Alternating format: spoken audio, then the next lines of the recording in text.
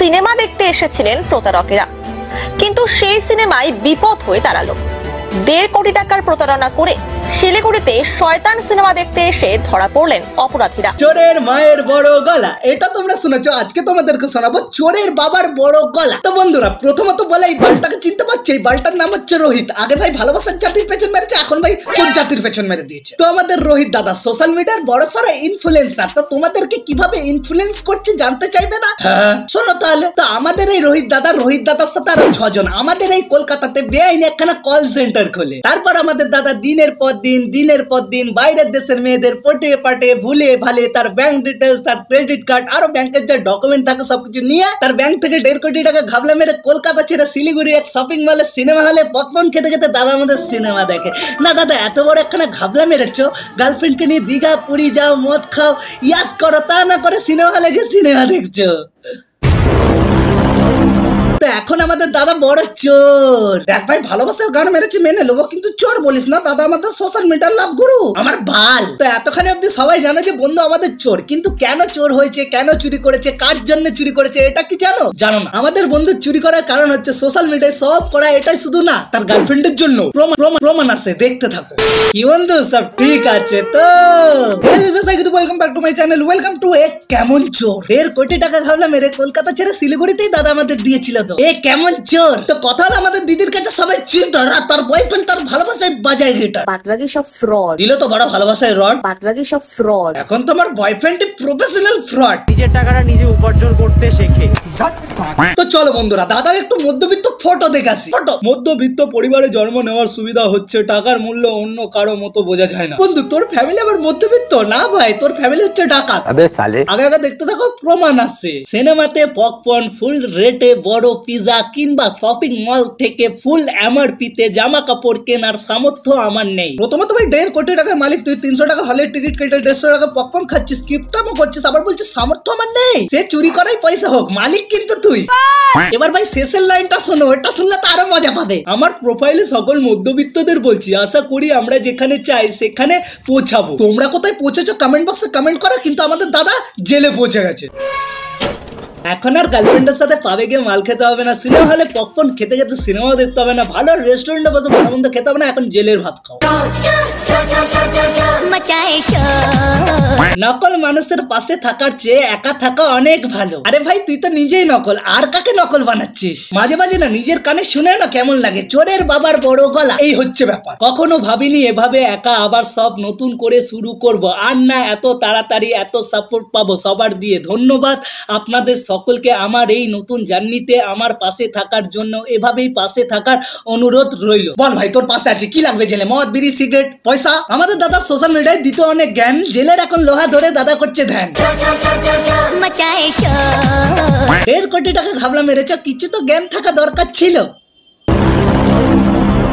নিজের জায়গা সবার মনে গড়ে তোলা আর ইনপারফেক্ট থেকে পারফেক্ট ইউটিউবার হওয়ার ইচ্ছে এখান থেকেই শুরু। বা পতলু কে কবিতা কই হ্যায়। বন্ধু, তুমি পারফেক্ট ইউটিউবার হতে পারোনি, পারফেক্ট চোর হয়েছো। আমার ঢাকঢাকের সাথে 4 বছর পূর্ণ হলো। ও আচ্ছা, আমাদের দাদা 4 বছর আগে একখানে বড় হাত বাড়ে, সেই চুরি করা বাইক। এই দিনকাল পড়লো বাড়া, চুরি করা বাইক করে জন্মদিন পালন হচ্ছে। ভালো হও, কিন্তু এটা প্রমাণ করতে তোমার সময় নষ্ট করো না। আমি তো এটাই বলছি বন্ধু, তোমার ভালো কর্মের জন্য তুমি জেলে গেছো, জেল থেকে বেরিয়ে এসে নিজেকে ভালো প্রমাণ করতে নিজের সময় নষ্ট করো না। কেন কি তুমি ভালোবাসার জন্য চুরি করেছো? তুমি অনেক ভালো। এবারে চলো বন্ধুরা, দাদা একটু ভিডিও দেখি। ছোটবেলায় নিজের জন্মদিন নিয়ে অনেক এক্সাইটমেন্ট ছিল, বাট যত বড় হচ্ছে নিজের বার্থডে নিয়ে কোনো এক্সাইটমেন্টই নেই। কি করে থাকবে? তুমি তো ক্রেডিট কার্ড আরো ব্যাংকের যা লেওড়া রোশন আছে ওগুলো নিতে ব্যস্ত।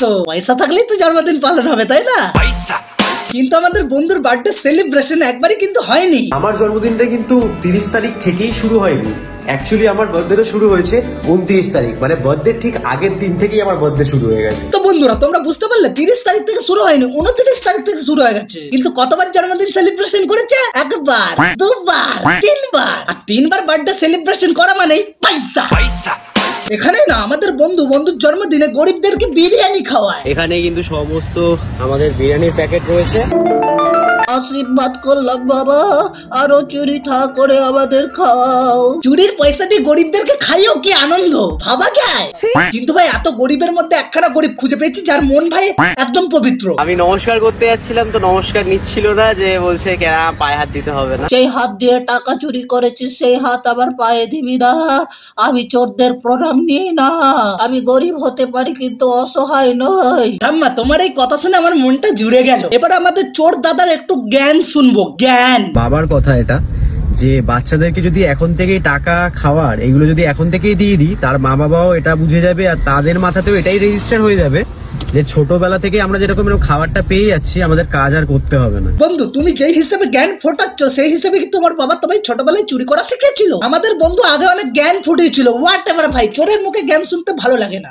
তাও বন্ধু আমরা শুনবো, কানে রড গুজে শুনবো, কানে বাস গুজে শুনবো, কিন্তু আমরা শুনবো। তারা যাতে লোকের কাছে খাবার না চায়, যাতে পড়াশোনাটা করে, নিজের টাকাটা নিজে উপার্জন করতে শেখে, তাহলেই কিন্তু একটা জেনারেশন এইভাবেই কিন্তু বেটারমেন্টের দিকে যাবে। হ্যাঁ দাদা আমাদের হেভি বেটারমেন্টের দিকে নিয়ে গেছে। দাদার কথা শুনে ইনফ্লুয়েন্স হলাম, বিয়ে পড়ে ফেলেছি, বিয়ে করতে চাই না, বাড়িতে জিজ্ঞাসা করছি কি কাজ করবি, এখনো ভাই বলতে পারিনি। কিন্তু আজ দাদার কথা শুনে ইনফ্লুয়েন্স হয়ে বুক ফুলিয়ে বাড়ির লোককে বলবো আমি বেআইনি কল সেন্টার খুলবো। এবারে রইলো ভাই মধ্যবিত্ত ঘরের ছেলে মেয়েদের প্রেম। তুমি মধ্যবিত্ত ঘরের ছেলে বা মেয়ে প্রেম করছো, তো এবারে বলো তুমি তোমার গার্লফ্রেন্ডকে বা বয়ফ্রেন্ডকে তার জন্মদিনে কি দিয়েছো? একখানা কেক এনে বার্থডে সেলিব্রেশন করেছো, গলায় হাত দিয়েছো, চকলেট দিয়েছো, খুব জোর হলে একখানা বড় ভাবে ট্রিট দিয়েছো। আমাদের বন্ধু তার গার্লফ্রেন্ডের জন্মদিনে তার গার্লফ্রেন্ডকে বেলুন 4 চাকা গিফট করে দিয়েছে।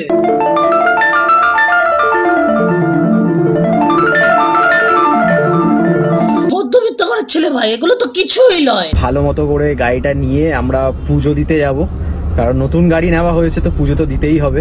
তো ওটাই। বড় মা দেখছো টাকা চুরি করে সেই টাকা দিয়ে 4 চাকা কিনে তোমার কাছেই যাচ্ছে 4 চাকা পুজো দিতে। কিছু কি দেখতে পাচ্ছ?